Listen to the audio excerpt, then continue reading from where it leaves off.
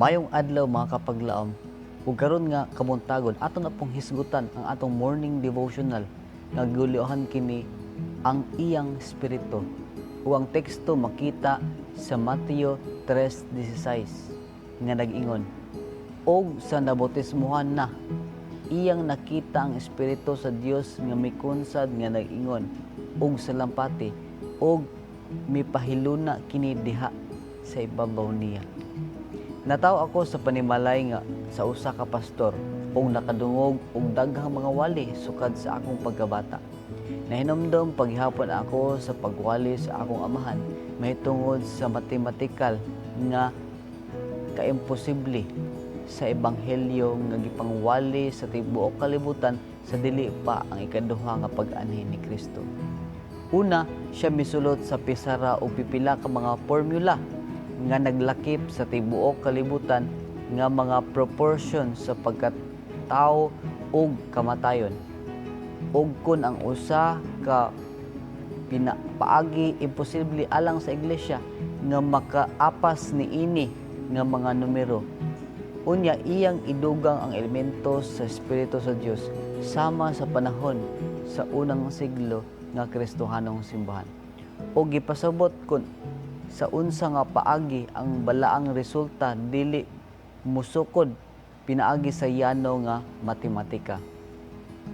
Human sa nabunyagan si Jesus, siya mihawas gikan sa tubig, ang mga langit nabuksan ug nakita ni Jesus ang Espiritu sa Dios nga mikunsad diha kaniya.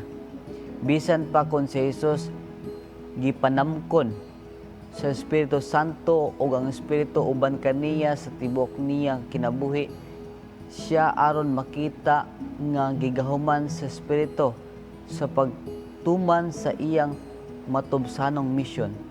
Ang usa ka magabunyag sa Espiritu karon gibunyagan sa Espiritu sa pagkahinungod sa iyang publiko nga ministeryo. Ang mga propeta sa daang tugon nagpahibalo nga ang pinili nga alagad sa Dios pagadihugon sa Espiritu. Ania karon ang akong sulugoon nga akong gipataas ang akong pinili nga kaniya ang akong kalag magalipay. Ako nabutang sa ibabaw kaniya sa akong espiritu. Si Jesus mismo mikutlo gikan sa Isaias 61 versikulo 1 sa sinagoga sa Nazaret og nagpahayag sa katumanan niini nga panagna diha kaniya. Ang espiritu sa Ginoo ania kanako. Si Jesus misaad sa daghang mga higayon sa pagtagana sa sama nga espiritu ngadto sa iyang mga sumusunod. Ang iyang mga tinun-an mo ang mopahayag sa maayong balita sa kapasayloan sa mga sala sa ngalan ni Jesus, human lamang nga gamhan sa espiritu gikan sa hikayatasan. Dili nato masukod ang atong abilidad sa pagbuhat sa atong pagkatinawag ug ang mga buluhaton nga gihatag sa Dios uban sa atong kaugalingong kusog tungod kay kita kanunay nga mabalaka ug maguol kun atong buhaton kini.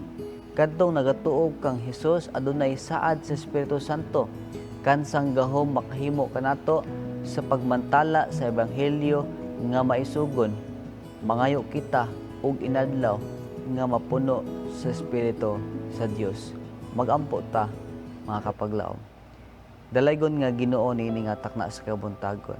Kami Ginoo nagapabalandong sa mga pulong ug kami nagakinahanglan o Dios sa Espiritu Santo aron aduna kay may gahom sa pagmantala sa imong mga pulong. Gamhi kami o Dios aron sa ingon ni ana mahimo kami nga epektibo ug mahimo kaming galamiton sa buluhaton nga imong gitugyan kanamo. Amo kini gipangayo uban sa ngalan ni Jesus nga among personal nga manluwas. Amen.